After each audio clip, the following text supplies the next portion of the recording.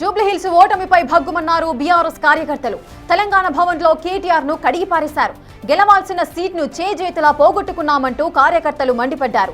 Division ఇన్ఛార్జీలు అస్సలు పట్టించుకోలేదని, కార్యకర్తలు కష్టపడినా డివిజన్ ఇన్ఛార్జీలు కలిసి రాలేదంటూ ఆగ్రహం వ్యక్తం చేశారు. సోషల్ మీడియాలో యాక్టివ్ గా ఉండి గ్రౌండ్ లో యాక్టివ్ కాలేకపోయామన్నారు. నవీన్ యాదవ్ ను రౌడీగా కేటీఆర్ ప్రచారం చేయడం మైనస్ అయిందన్నారు కార్యకర్తలు. కార్యకర్తల సలహాలు సూచనలను ఎవరూ పట్టించుకోలేదంటూ జూబ్లీహిల్స్ లో ఓటమికి కారణాలను కుండబద్దలు కొట్టినట్టుగా చెప్పారు బీఆర్ఎస్ కార్యకర్తలు.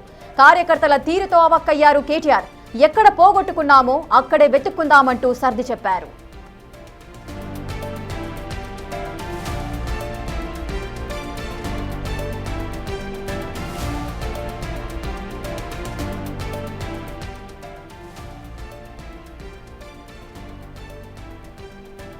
ఇక జూబ్లీహిల్స్ ఓటమిపై బీఆర్ఎస్ కార్యకర్తలు భగ్గుమంటున్నారు. తెలంగాణ భవన్ లో కేటీఆర్ ను కడిగి పారేశారు. గెలవాల్సిన సీట్ను చేజేతులా పోగొట్టుకున్నామంటూ కార్యకర్తలు ఆవేదన వ్యక్తం చేశారు. డివిజన్ ఇన్ఛార్జీలు అస్సలు పట్టించుకోలేదని, కార్యకర్తలు కష్టపడినా కూడా డివిజన్ ఇన్ఛార్జీలు కలిసి రాలేదంటూ కూడా వారంతా ఆగ్రహం వ్యక్తం చేశారు. అటు సోషల్ మీడియాలో యాక్టివ్ గా ఉన్న గ్రౌండ్ లో యాక్టివ్ కాలేకపోయామని చెప్పారు. నవీన్ యాదవ్ ను రౌడీగా కేటీఆర్ ప్రచారం చేయడం కూడా మైనస్ అయ్యిందంటూ కూడా కార్యకర్తలు చెప్పారు. కార్యకర్తల సలహాలు సూచనలు ఎవరూ పట్టించుకోలేదంటూ తమ ఆవేదన వ్యక్తం చేశారు. జూబ్లీహిల్స్ లో ఓటమికి కారణాలను కుండబద్దలు కొట్టినట్టుగా కార్యకర్తలు కేటీఆర్ కు చెప్పారు. కార్యకర్తల తీరుతో ఒక్కసారిగా కేటీఆర్ అయితే అవక్కయ్యారు. ఎక్కడ పోగొట్టుకున్నామో అక్కడే వెతుక్కుందామంటూ కూడా సర్ది చెప్పారు కేటీఆర్.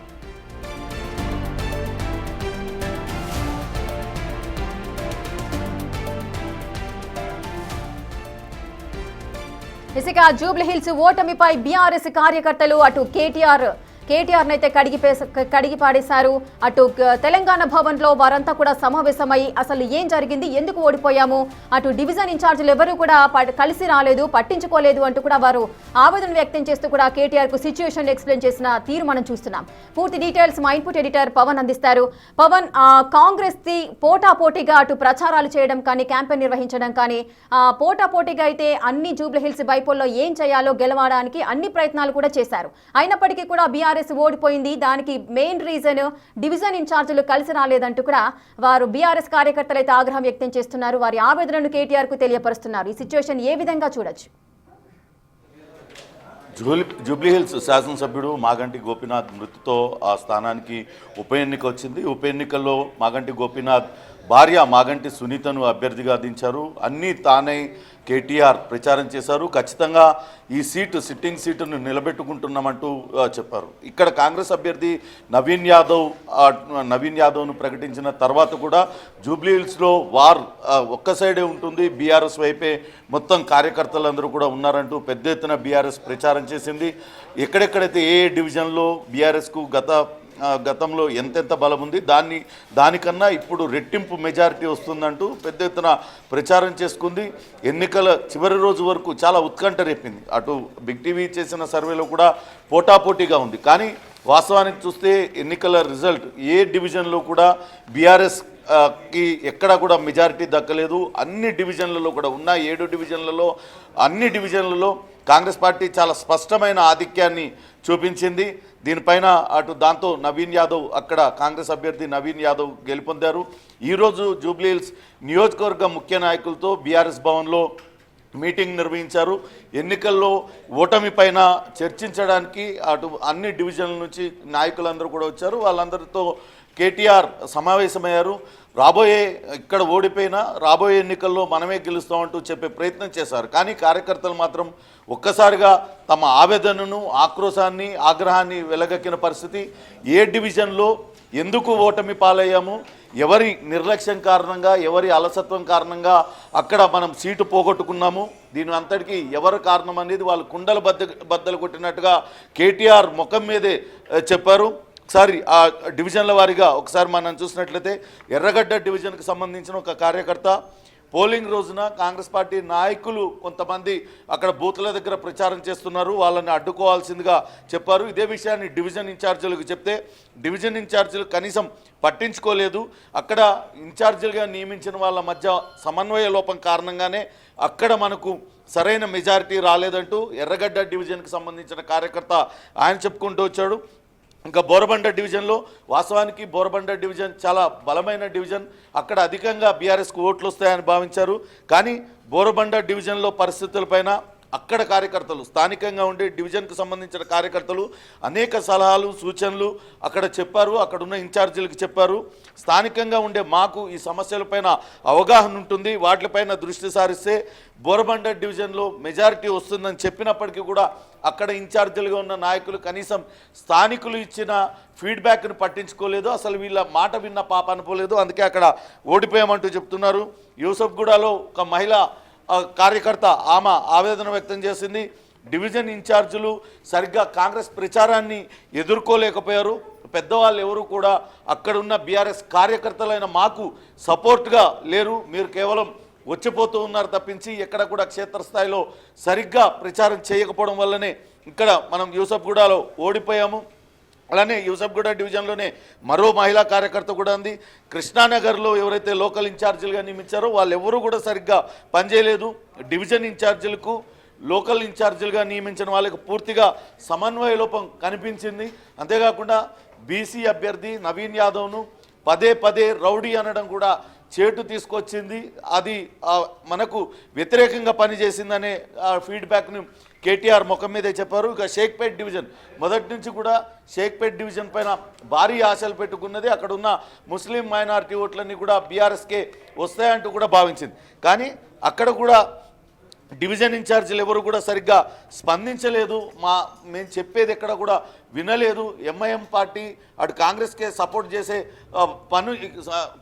చేస్తుంది, మీరు ఇక్కడికి వచ్చి మాట్లాడండి అని చెప్తే కూడా ఎవరు కూడా నాయకులు ఎవరు కూడా అక్కడికి రాలేదంటూ చెప్పారు. ఇంకా బోరబండ డివిజన్లోనే మరికొంతమంది కార్యకర్తలు కూడా మాట్లాడారు. బోరబండ డివిజన్లో పార్టీకి చాలా బలం ఉంది, కానీ అక్కడ కాంగ్రెస్ పార్టీ ప్రచారాన్ని తిప్పికొట్టడంలో స్థానిక నాయకత్వం కావచ్చు, అక్కడ బీఆర్ఎస్ పార్టీ నియమించిన ఇన్ఛార్జీలు పూర్తిగా విఫలమయ్యారంటూ కూడా చెప్పింది. వాస్తవానికి సోమాజిగూడలో మహిళా కార్యకర్త కూడా అదే రకమైన అభిప్రాయాన్ని వ్యక్తం చేసింది. వాస్తవానికి ఇక్కడ సోమాజిగూడ డివిజన్లో బీఆర్ఎస్కి ఎక్కువ వస్తాయని భావించినప్పటికీ అక్కడ పోలింగ్ జరిగే రోజు డివిజన్ ఇన్ఛార్జీలే అక్కడ లేకుండా ఉన్నారు. ఇవన్నీ కూడా బీఆర్ఎస్ ఓటమికి కారణాలయ్యాయి. వెంగళరావు నగర్ డివిజన్లో కూడా అటు గతంలో బీఆర్ఎస్ పార్టీకి మంచి మెజారిటీ వచ్చింది, కానీ ఇక్కడ ఉన్న లోకల్ నాయకులకి ఎవరికి కూడా సమన్వయం లేదు, కనీసం కార్యకర్తల్ని పట్టించుకున్న పాపాను పోలేదు. మీరు కేవలం సోషల్ మీడియాని సానుభూతిని మాత్రమే నమ్ముకున్నారు, కానీ క్షేత్రస్థాయిలో ఎక్కడ కూడా మీరు సరిగ్గా తిరగలేదు. ఇవన్నీ కూడా ఓటమికి దారితీసే అంటూ నిలదీయడంతో బీఆర్ఎస్ నాయకులు అందరూ కూడా ఒక్కసారిగా ఆశ్చర్యానికి లోనయ్యారు. అటు కేటీఆర్ ముందే ఇంతమంది కార్యకర్తలు కుండబద్దలు కొట్టినట్టుగా తమ అభిప్రాయాల్ని వెలువచ్చారు. అక్కడ అభ్యర్థి మాగంటి సునీత పోటీ చేసిన అభ్యర్థి, తలసాని శ్రీనివాస్ యాదవ్ తదితరులందరూ కూడా ఈ సమావేశంలో ఉన్నారు. వెంటనే కేటీఆర్ వాళ్ళందరినీ సముదాయించే ప్రయత్నం చేశారు. ఎక్కడ పోగొట్టుకున్నామో అక్కడే తిరిగి గెలుద్దాం, ఖచ్చితంగా రాబోయే జిహెచ్ఎంసీ ఎన్నికలకు ఇప్పటి నుంచే సిద్ధమై ఈ డివిజన్లన్నింటినీ కూడా తిరిగి కైవసం చేసుకుందామంటూ ఆయన సర్ది చెప్పే ప్రయత్నం చేశారు. కానీ ఒక ఎమ్మెల్యే అభ్యర్థినే మనం ఇప్పుడు గెలిపించుకోలేకపోయాం. అన్ని డివిజన్లలో కూడా కాంగ్రెస్ పార్టీ స్పష్టమైన మెజారిటీ సాధించింది. ఇంకా కూడా కళ్ళు తెరవకుండా కేవలం సోషల్ మీడియానో లేకుంటే మరొకటో నమ్ముకుంటే కాదు, క్షేత్రస్థాయిలో పని చేయాల్సిన అవసరం ఎంతైనా ఉందంటూ అటు కార్యకర్తలు అయితే కుండబద్దలు కొట్టినట్టుగా చెప్పారు. దాంతో అటు తిరిగి మరోసారి ఈ సమావేశం కొనసాగిద్దామంటూ జిహెచ్ఎంసీ ఎన్నికలు ఎట్లా సన్నద్ధం కావాలి, జిహెచ్ఎంసీ ఎన్నికల్లో ఏ రకమైన వ్యూహంతో ముందుకెళ్లాలంటూ వాళ్ళందరికీ సర్ది చెప్పి అక్కడి నుంచి పంపించేసిన పరిస్థితి. మొత్తం మీద అటు మొదటి నుంచి చెప్తూ వస్తున్నారు, బీఆర్ఎస్లో కేటీఆర్ వ్యవహార శైలితోనే పార్టీకి నష్టం జరుగుతుంది. మొన్న జరిగిన ఉప ఎన్నికలో కూడా అటు కేటీఆర్ వ్యవహార శైలి పార్టీకి తీరని నష్టం చేకూర్చింది. పదే పదే ఒక బీసీ అభ్యర్థిని నిలబెట్టిన క్రమంలో ఆయన రౌడీ అంటూ ఆయన పైన ముద్ర వేయడం, అదే పదే పదే చెప్పడంతో పాటు కేవలం సోషల్ మీడియాని నమ్ముకొని సానుభూతిని నమ్ముకున్నారు తప్పితే క్షేత్రస్థాయిలో ఎక్కడ కూడా సరైన ప్రచారం చేయలేదు. అందుతున్న సంక్షేమ పథకాలు అందుతున్నా వాటిని అందడం లేదని చెప్పే ప్రయత్నం చేయడం, ఇవన్నీ కూడా బీఆర్ఎస్ ఓటమికి దారితీసాయి అనేది స్పష్టమవుతుంది. ఇప్పుడు ఈ కార్యకర్తలు కూడా అదే అభిప్రాయాన్ని వెలుబుచ్చారు. పవన్, అటు సోషల్ మీడియాలో ఉన్నంత యాక్టివ్ గా గ్రౌండ్ లో లేకపోవడం కూడా మైనస్ గా అంటూ కూడా బీఆర్ఎస్ కార్యకర్తలు ఏ విధంగా పసిగట్టారు అంటే వారికి కూడా ఒక క్లారిటీ వచ్చేసింది. మరి కేటీఆర్ ఎందుకు ఈ విషయాన్ని గ్రహించలేకపోయారు?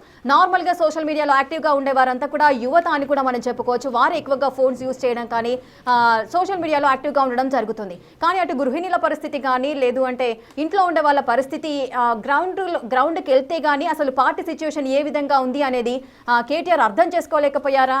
ఎందుకు దీన్ని అంత నెగ్లెక్ట్ చేశారు గ్రౌండ్ వర్క్ని? అంటే కేవలం కార్యకర్తలే కాదు, ఇటీవల సొంత చెల్లెలు కవిత కూడా అంది, ఆ సోషల్ మీడియా వేదికగా యుద్ధాలు చేస్తే సమస్యలు పరిష్కారం కావు, ప్రజలతో కలిసి నిరసన తెలపాలి, ప్రజలను కలవాలనే విషయాన్ని చెప్పింది. కానీ ఎంతసేపు అబద్ధాలను నిజాలుగా భ్రమింపజేయడానికే సోషల్ మీడియాను వాడుకున్నారు. ఎక్కడ అన్ని సంక్షేమ పథకాలు అమలవుతున్నా ఎక్కడ కూడా సంక్షేమ పథకాలు అమలు కావడం లేదనే ప్రచారాన్ని విస్తృతంగా చేశారు. గడిచిన 10 ఏళ్లలో అనేక అభివృద్ధి కార్యక్రమాలు చేశామంటూ చెప్తూనే ఇక్కడ ఎటువంటి అభివృద్ధి జరగలేదంటూ వాళ్ళే చెప్పుకుంటూ వచ్చారు. మరి గడిచిన 10 సంవత్సరాలుగా 3 సార్లు వరుసనే అక్కడ ఉన్నది ఎమ్మెల్యేగా ఉన్నది మాగంటి గోపీనాథ్. గడిచిన 10 సంవత్సరాలుగా ఆయన బీఆర్ఎస్ పార్టీలో ఉన్నారు. అప్పుడు బీఆర్ఎస్ పార్టీ అధికారంలో ఉన్నప్పుడు చేయలేని అభివృద్ధి ఇప్పుడు అధికారంలో లేకపోతే ఏం చేయగలుగుతారనే ప్రశ్న సామాన్యుడి నుంచి కూడా ఉత్పన్నమైంది. ఇవన్నీ కూడా ఇటువంటి సోషల్ మీడియా విష ప్రచారమే వాళ్లకు ఎదురు తిరిగింది. దాంతోనే వాళ్ళు కేవలం సోషల్ మీడియా ప్రచారాన్ని, సానుభూతి ఓట్లని మాత్రమే నమ్ముకున్నారు. కానీ క్షేత్రస్థాయిలో కాంగ్రెస్ పార్టీ మాత్రం అమలు చేస్తున్న సంక్షేమ పథకాలు, గడిచిన 10 ఏళ్లలో నియోజకవర్గం అభివృద్ధి పైన ఎటువంటి అబద్ధాలు చెప్పారు, ఎందుకు నియోజకవర్గం అభివృద్ధి కాలేదు, రాబోయే రోజుల్లో కాంగ్రెస్ పార్టీ అభ్యర్థి గెలిస్తే నియోజకవర్గంలో చేపట్టబోయే అభివృద్ధి పనులకు సంబంధించి పూర్తిగా ప్రజలకు అర్థమయ్యేలా వివరించడంతోనే అక్కడ కాంగ్రెస్ పార్టీ విజయం సాధించిందనేది స్పష్టమవుతుంది. మొత్తం మీద అయితే ఇది ఒక గుణపాఠంగా బీఆర్ఎస్ పార్టీ భావించాల్సి ఉంటుంది. కార్యకర్తలు కూడా కుండబద్దలు కొట్టినట్టు కేటీఆర్ ముఖం మీదనే అటు హైదరాబాద్ జిల్లా అధ్యక్షుడిగా ఉన్న ప్రస్తుతం వ్యవహరిస్తున్న తలసాని శ్రీనివాస్ యాదవ్ ముందే నేతల మధ్య సమన్వయం లేదు, నాయకులు సమన్వయ లోపమే బీఆర్ఎస్ పార్టీకి నష్టం చేకూర్చింది, సోషల్ మీడియా విష ప్రచారం అంతా కూడా తిప్పికొట్టింది అనేది చాలా స్పష్టంగా వాళ్ళు కుండబద్దలు కొట్టినట్టుగా చెప్పారు. పవన్, మరి ఇప్పుడు కేటీఆర్ ఏం చేయబోతున్నారు? ఏ విధంగా ముందుకు వెళ్లే అవకాశాలు ఉన్నాయి? దిద్దుబాటు చర్యలు ఏ విధంగా ఉండబోతున్నాయి?